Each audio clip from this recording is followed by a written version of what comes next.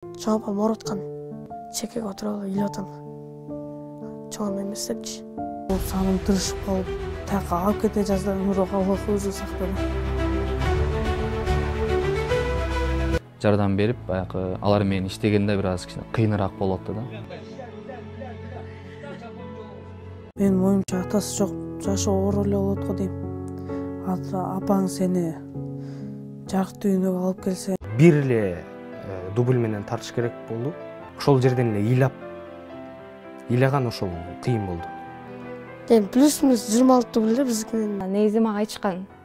Балдар менен съемкалар оор болот деп. Балдар менен болгон съемкалар тескеринен эң жаккан съемкалар болду да. 2 ай болду. 2 ай болду. 2 жума алтыным, 2 жума. 2 жума.